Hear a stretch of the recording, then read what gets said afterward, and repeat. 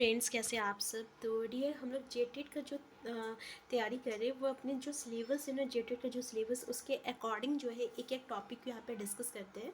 तो आज का जो क्लास है हम लोगों का इतिहास का टॉपिक 3 है, प्रारंभिक राज, प्रथम साम्राज्य, मौर्य प्रशासन और सम्राट अशोक का। ठीक है, तो सबसे पहले तो हम लोग टॉपिक को डिस्कस करेंगे ताकि जितने भी इंपॉर्टेंट पॉइंट है वो हमारे पास आ जाए। उसके बाद हम लोग जो है प्रैक्टिस सेट करेंगे जो कि हमारे प्रीवियस एग्ज़ाम में आए हुए इस टॉपिक से रिलेटेड। ठीक है, तो चलिए हम लोग स्टार्ट करते हैं आज का क्लास। पहला टॉपिक है मगध जनपद का उत्कर्ष। मगध के प्रारंभिक राजवंश की स्थापना जो है ये वशु के पुत्र और जरासंध के पिता, याद रखिएगा, वशु का पुत्र था वृहदत्त और जरासंध के पिता था वृहदत्त ने की थी। ठीक है, मगध जनपद का उत्कर्ष। फिर हर्यक वंश आता है।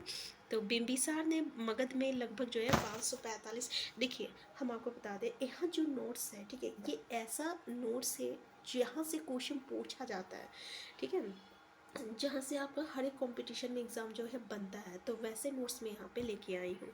देखिए, बिंबिसार ने मगध में लगभग 545 ईसा पूर्व में हर्यक वंश की स्थापना की एवं राजगृह का अपना राजधानी बनाया। तो बताइए, हर्यक वंश के स्थापक कौन है? तो बोलेंगे बिंबिसार है। कितने ईस्वी में? 545 ईसा पूर्व में। इसकी राजधानी किसको बनाया था? तो राजगृह को अपनी राजधानी बनाया था। 3 क्वेश्चन। जिन साहित्य में इसे श्रेणिक कहा गया है, श्रेणिक कहा गया है। बिंबिसार ने विजयों तथा वैवाहिक संबंधों के द्वारा वंश का विस्तार किया। ठीक है, वैवाहिक मतलब जैसे कि अगर आप किसी से शादी हो जाएगा तो फिर वो उसका रिश्तेदार हो जाता है ना, तो इस तरीके से वंश का ये विस्तार किया और विजय प्राप्त करके। पहला है प्रथम विवाह। कौशल नरेश प्रेषणजीत की बहन महाकौशल से हुआ था, प्रेषणजीत की बहन महाकौशल से। फिर द्वितीय विवाह जो है ये लिच्छवी गणराज्य के शासक चेटक की बहन चेलना से हुआ था। ठीक है, तीसरा विवाह जो है मध्य प्रदेश की राजकुमारी श्रेमा से हुआ था। बिंबिसार ने अंग महापद को मगध साम्राज्य में मिलाया। अंग को मगध साम्राज्य में मिलाया था।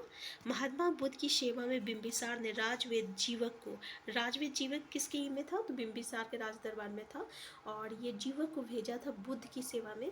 फिर अवंती के राजा चंद प्रदोत जो है, जब पांडु रोग से ग्रसित थे तो उस समय भी बिंबिसार ने जीवक को उसकी सेवा के लिए जीवक को उनकी सेवा शुश्रूषा के लिए भेजा था। ठीक है, तो यहाँ से हमें बहुत सारे इंपॉर्टेंट पॉइंट्स मिल गया।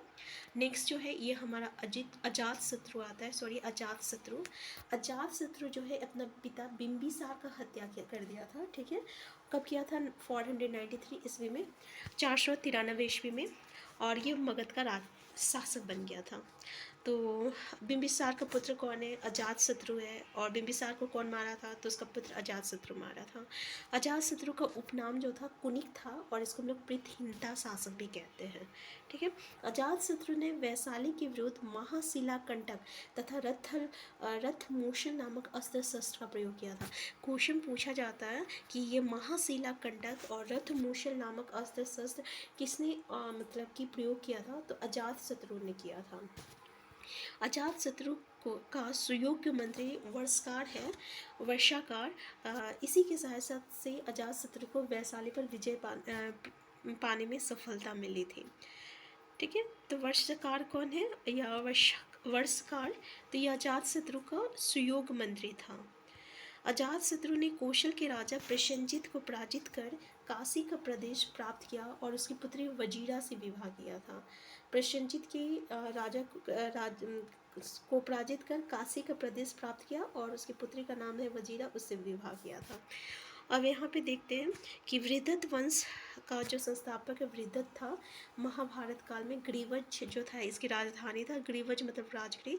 फिर हर्यक वंश आता है, इसके जो संस्थापक है बिंबिसार है, 545 ईसा पूर्व में, राजगृह इसकी राजधानी है। फिर शिशुनाग वंश, शिशुनाग है जो कि 412 ईस्वी में, इसकी राजधानी वैशाली है। फिर नंद वंश पद्मनंद जो कि 384 ईस्वी में है, पाटलिपुत्र इसकी जो है राजधानी है। ये जो है पॉइंट अच्छे से याद कर लीजिएगा। हर्यक वंश के संस्थापक बिंबिसार, राजगृह इसकी राजधानी, शिशुनाग के संस्थापक शिशुनाग, इनकी राजधानी वैशाली थी। नंद वंश के संस्थापक पद्मनंद, पाटलिपुत्र इसकी राजधानी थी। अजातशत्रु की हत्या जो है 461 ईस्वी में उसका पुत्र उदयन ने की और स्वयं मगध का शासक बना। देखो जैसी करनी वैसी भरनी, यहाँ पे वो उसका पिता को मारा था, तो उसे भी जो है उसका बेटा ने मारा उदयन, और वो जो है मगध का शासक बना। उदयन ने गार्गी संहिता तथा वायु पुराण के अनुसार पाटलिपुत्र नामक राजधानी की स्थापना किया। तो उदयन ने गार्गी संहिता तथा वायु पुराण के अनुसार पाटलिपुत्र नामक राजधानी की स्थापना की। वो जैन धर्म का अनुयायी था। समझ में आ गया उदयन के बारे में। फिर हम लोगों का शिशुनाग वंश आता है, ठीक है, शिशुनाग वंश आता है। और हर्यक वंश का जो अंतिम राजा था उदयन था। इसका पुत्र उदयन का पुत्र का नाम था नागदशक। उसकी हत्या जो है 412 ईसा पूर्व में अमात्य शिशुनाग ने की थी। देखिए अमात्य शिशुनाग ने की थी, और फिर वो शिशुनाग वंश की स्थापना किया। तो अमात्य शिशुनाग 412 ईस्वी में किसका, तो ये उदयन का पुत्र था नागदर्शक, वो अंतिम राजा था आपका हर्यक वंश का। उसका मृत्यु कर ये अमात्य शिशुनाग ने शिशुनाग वंश की स्थापना की। शिशुनाग 412 ईस्वी से लेकर 394 ईस्वी तक ईसा पूर्व तक थे, और शिशुनाग ने अपनी राजधानी पाटलिपुत्र से बदलकर वैशाली में स्थापित किया था। पाटलिपुत्र से बदलकर क्या किया, आपका वैशाली स्थापित किया। पाटलिपुत्र कौन किया था, तो उदयन किया था। उदयन का पुत्र कौन था, नागदर्शक था, जिसकी हत्या किसने किया था, तो शिशुनाग ने किया था, अमात्य शिशुनाग ने। फिर ये क्या किया, पाटलिपुत्र से बदल के किसको अपनी राजधानी बनाया, वैशाली को अपनी राजधानी बनाया। कालाशोक, ठीक है, कालाशोक देखिए शिशुनाग का उत्तराधिकारी उसका बेटा था कालाशोक, पूरा राजधानी को पाटलिपुत्र किया। ये क्या किया, फिर वैशाली से कहाँ ले गया राजधानी, तो पाटलिपुत्र ले गया। इसका ईस्वी देख लीजिए 394 से लेकर 366। शिशुनाग के बाद कालाशोक सिंहासन पे बैठा था कालाशोक। फिर आपका नंद वंश आता है। नंद वंश का संस्थापक हम लोग पहले ही देख लिया, महापद्म नंद था। ये एक शूद्र शासक था। इसने एकराट एवं एक छत्र की उपाधि धारण की थी। एकराट एवं एक छत्र की उपाधि किसने धारण की, तो नंद वंश के जो संस्थापक थे महापद्म नंद ने की थी। पुराणों में महापद्म नंद को हम लोग सर्व क्षतार्तक, क्षत्रियों को नाश करने वाला एक यौन परशुराम का अवतार कहते हैं, ठीक है। खारवेल के जो हाथी गुम्फा अभिलेख से महापद्म नंद की कलिंग विजय की जानकारी मिलती है। खारवेल का जो हाथी गुम्फा अभिलेख है, वहाँ से महापद्म नंद की कलिंग युद्ध की जानकारी हमें मिलती है। नंद वंश का जो अंतिम शासक था धनानंद था, और वह सिकंदर का समकालीन था। किसकी समकालीन था, यानी उसके कॉन्टेम्प्रेरी जो होता है ना, यानी उसके साथ, मतलब उसी के समय के हम लोग कह सकते हैं, सिकंदर का समकालीन था। धनानंद को ग्रीक लेखकों ने अग्रमीज एवं जेटमीज कहा है। ये क्वेश्चन पूछा जाता है, किसको अग्रमीज और जेटमीज ने ग्रीक लेखकों ने कहा है, तो किस शासक को, तो धनानंद को कहा है। धनानंद कौन था, तो धनानंद आपका महापद्म नंद का मतलब कि कौन था, पुत्र था, ठीक है। तो महापद्म नंद के बारे में भी हम लोग डिस्कस कर चुके हैं। तो आज का क्लास हम यहीं तक रखते हैं। इससे आगे हम लोग नेक्स्ट क्लास में डिस्कस करेंगे, क्योंकि भाई ये एसएसटी है, हमें जो भी पढ़ना है याद करके जाना है, ठीक है। और यहाँ पे कंफ्यूज नहीं करना, अच्छे से याद करके जाना है। तो एक बार हम लोग थोड़ा सा रिवाइज कर लेते हैं, ठीक है। तो देखिए बृहदत्त कौन था, तो बृहदत्त जो था ये आपका बृहदत्त वंश का संस्थापक बृहदत्त था। महाभारत काल इसकी जो राजधानी थी राजगिरी थी। फिर आपका इसके बाद हर्यक वंश आता है, जिसका जो बिंबिसार उसके जो है मतलब कि संस्थापक है, और उसकी जो राजधानी था राजगिरी। और उसके पुत्र का नाम क्या था, बिंबिसार का पुत्र का नाम अभी हम लोग देखे अजातशत्रु जो है अपने पिता का हत्या कर दिया था और शासक बन गया था, और इसीलिए इसको पृथ्विंता या कुनिक भी कहते हैं। इन्होंने 2 अस्त्र शस्त्र रथल मुशल और महाशिला कंटक जो अस्त्र शस्त्र है उसका प्रयोग किया था अजातशत्रु ने वैशाली के विरुद्ध जब आपका हुआ था। अजातशत्रु का जो सुयोग मंत्री है वर्षकार था। वर्षकार कौन था, अजातशत्रु का मंत्री था। इसी के कारण ये वैशाली पे विजय प्राप्त किया था, ठीक है। और फिर उसके पुत्र उदयन आता है। उदयन भी क्या किया, अजातशत्रु को की हत्या कर दिया और फिर ये उसका शासक बन गया था। उदयन का जो बेटा का था उसका नाम था आपका नागदर्शक। ये आखिरी आपका हर्यक वंश का राजा था।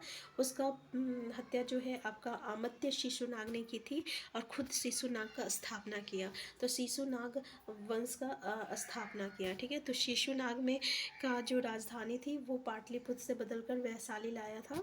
ठीक है, और कालाशोक जो था ये आपका शिशुनाग का उत्तराधिकारी था और ये जो है पुनः फिर जो है पाटलिपुत्र ले गया था राजधानी को। और नंद वंश का जो संस्थापक है महापद्म नंद एक शूद्र शासक था, जिसको हम लोग एकराट और एकच्छ की उपाधि भी इसको मिला था। और पुराण में महापद्म नंद को परशुराम कहा गया है या सर्व छात्रक कहा गया है। इसका मतलब जो है क्षत्रियों का नाश करने वाला।